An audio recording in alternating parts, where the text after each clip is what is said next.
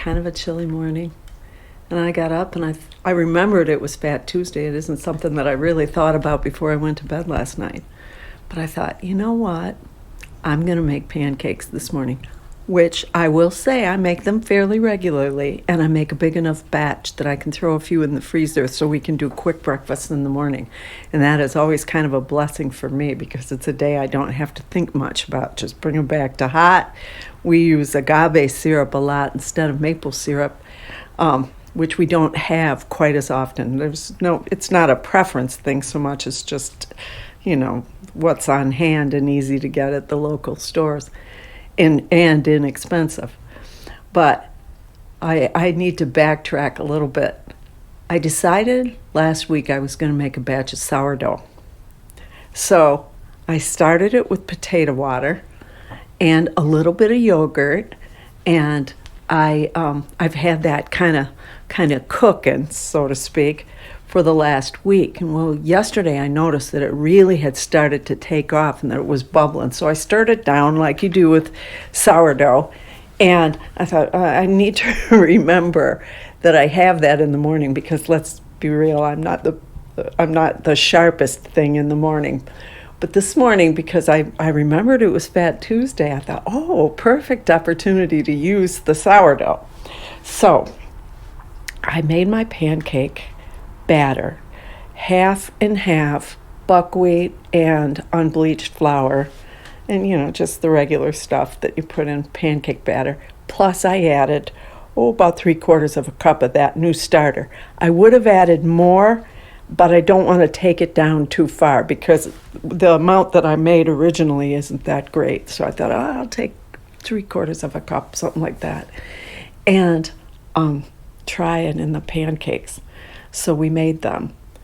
Well, inevitably, I was thinking, why exactly do we eat pancakes on Shrove Tuesday, or as they call it here, Fat Tuesday? And I guess Fat Tuesday is a good way to put it because the idea... So what came first, Fat Tuesday or Shrove? Shrove, definitely Shrove. Start there then. Definitely Shrove. The idea was that we were going into Lent, the same reason why they have Carnival and Mardi Gras and all of that is to have one last hurrah before we settle into the remembrance of Jesus fasting in the desert. And so people have a big party, eat up all your fats, eggs, milk, butter, anything like that. And it turns out that those are all great ingredients to put in a pancake or a fritter. And so that's why pancakes evolved as the perfect food for Shrove Tuesday or Fat Tuesday. So this is a time where we think about our own faults, shortcomings, sins, and ways that we can do better. So, the season of Lent, early Christians were forbidden from eating eggs, dairy products, meats from four-legged animals, and, just meats in general. So people adopted a more vegetarian diet. They could eat fish.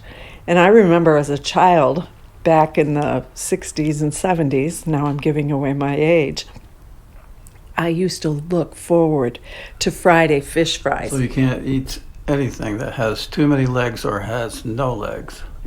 That's right. Well, no, you can eat fish. They don't have legs. Who knows? So I used to really look forward to Fridays. My dad was a fisherman during the summer months after work. He worked a factory job. He'd go up to the nearest lake. We all would go, and we'd all fish. But he was sort of commander of that whole operation. I came from a family with a lot of kids.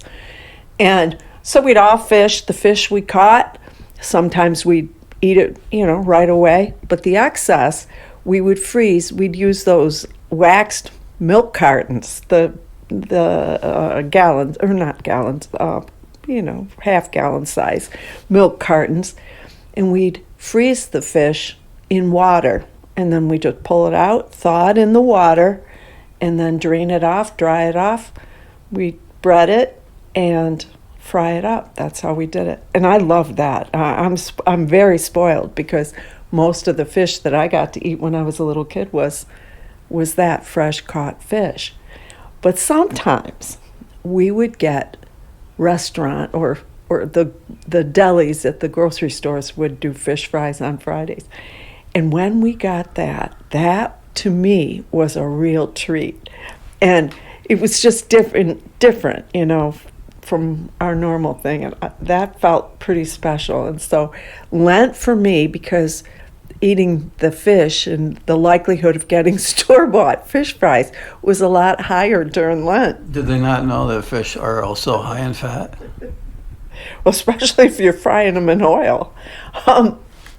But how does that work then? Well, I think they figured there's a lot of fish in the sea, and I think a lot of these rules came down and they had political implications. And certainly all of those rules were a lot less problematic for rich people than for the peasantry.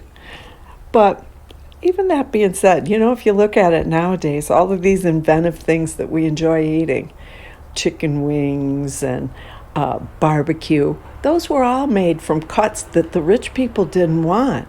And so the peasantry devised their own ways of cooking them and serving them that were quite pleasing and very celebrated nowadays by everybody. And so you look at things like that and you just think to yourself, it's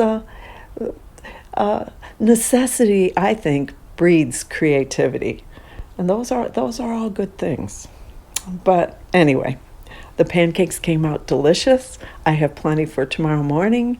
I'll throw them back on the frying pan, bring them back to hot, and voila. I have very little to do to get breakfast rallied together. And that's good. Our vision for this Donut Hole podcast is not just about food, but it can be about food. It can be about anything.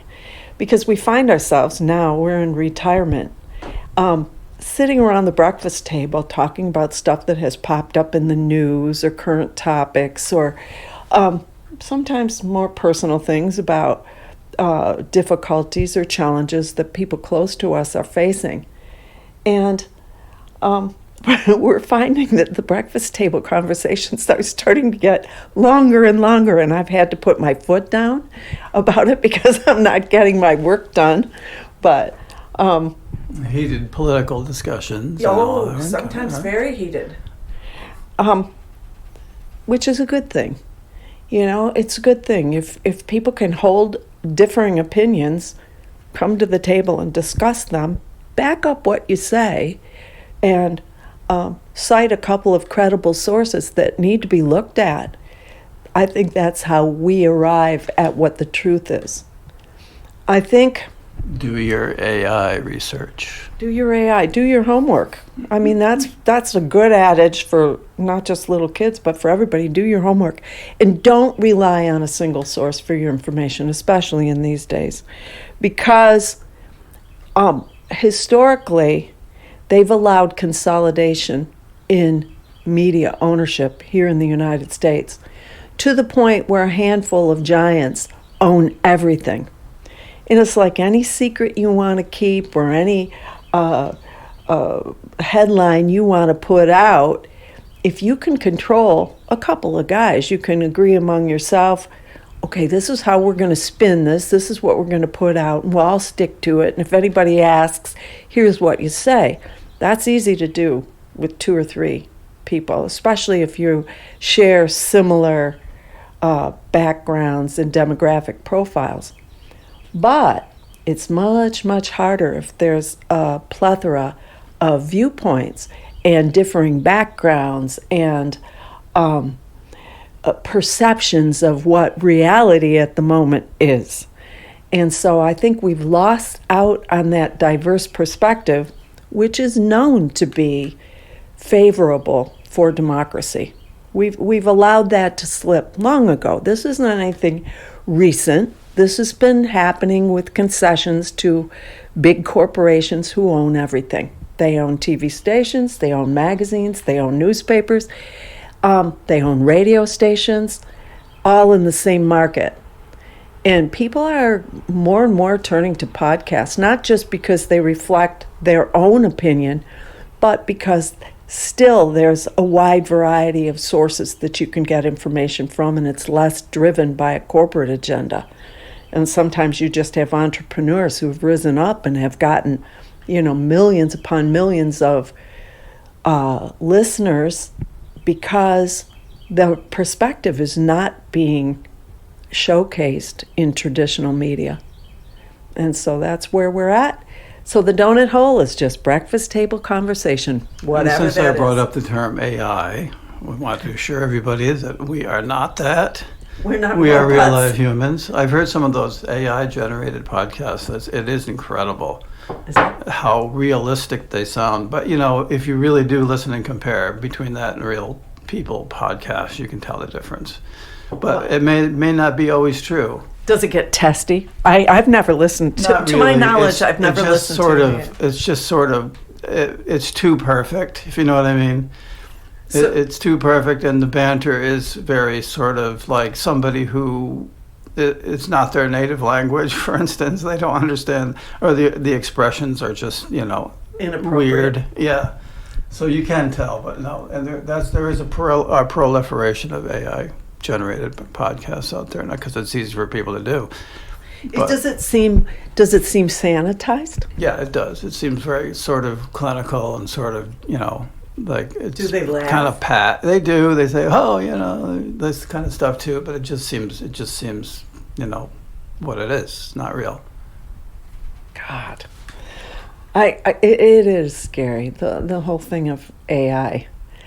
I used to think, and I'm not sure about it anymore. I used to think that if I had to be operated on, if I had to have surgery, that I would want a robot, AI to do the surgery. But now, I don't know, because all of that stuff has to break down. It has to break down, just like your car, your Somebody will toaster. hack into it or something. And like, Yeah. oh, we're gonna mess this up. They'll carve me up and make me to use my parts to. Yeah, they don't care that much either because you still have to pay the bill.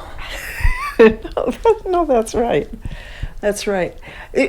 In theory, should it not make medicine cheaper? Shouldn't it? Yeah, if it's not capitalistic medicine, sure. Oh, by the way, speaking of capitalist, I heard John Morgan, the injury attorney, is thinking about starting up a third political party, which I'm in favor of. We really need one. You're gonna name it the Morgoons? No, you know what he's going to name it? Or he's thinking strongly of naming it? The Capitalist Party. That's what we have already. So what's going to be different? I think certainly in his category, capitalism has worked out very, very well for him. And in this day and age, the word capitalist doesn't mean everybody's got a fair shake to make tons and tons of money and make of yourself whatever you want, which I always believed as a kid growing up, that's what capitalism was. Wow, anybody can follow their dreams and become a success and, live a comfortable lifestyle. But that's not how it seems today. Capitalism sort of seems like it isn't giving back. Maybe that's a way to put it. That it isn't conscious of the fact that your customer base isn't enjoying your capitalism as much as you are. And I don't know. So anyway, if John Morgan ever hears this, I hope he decides not to call it the Capitalist Party because it leaves kind of a sour taste in people's Like I mouths. said, so what's different, really? No, nothing. Capitalist medicine is not a. It has a lot of problems. When it's going to cost you thousands of dollars and empty out your life savings to fix a few teeth, I don't know. Again, that's a bad choice of names. I wish him all the best, and I really do believe that it's time for a viable third party. Our daughter spent almost $10,000 on one tooth. Yeah, and the original quote they gave her was $1,400, which she said, "Gee, that's a lot, but I think I can swing it." And then Always find some complication. yeah. Then afterwards, and she found out her insurance wasn't going to cover all of it, but she didn't find any of that out until afterwards because everything was green light, and she's smart about things. She checked. She worked in the medical industry, so she knows how to check, what questions to ask, et cetera, et cetera. And then she finds out it's over $9,000. So I know. At least maybe, though, capitalism has given us fat pancakes. Yeah. Although maybe not. We're not the fattest pancake in the world. What about the German ones? Ooh, those like Dutch baby. They're fatter, right? Like a big German Dutch baby pancake. Ooh, those are nice. Those are nice. The problem with that is you have to have a real hot pan to make those. I think you have to have a hot pan to cook anything, really. Yeah, but those, you have to put the pan in the oven and get it hot and then pour the batter in. I have to do that. I wonder what it would be like with that sourdough. Well, let's find out. Yeah, well, it won't be this week. You have pancakes today, and you'll probably have them tomorrow, but you're not. You're not saying we have to wait a year. No, I'm saying we have to let that sourdough kind of spring back a little. I'm giving it a few days in between usage, which I might be totally off base with that. I might be totally wrong, but that seems like. Oh, we have a recording of you saying that. Well, yeah, you'll be hearing from me if I hear that this is used in any nefarious way. But all right. Well, breakfast is over, so we'll. Yeah, it is. And this time. I'll give you your list. I will dive down the donut hole of another crazy topic.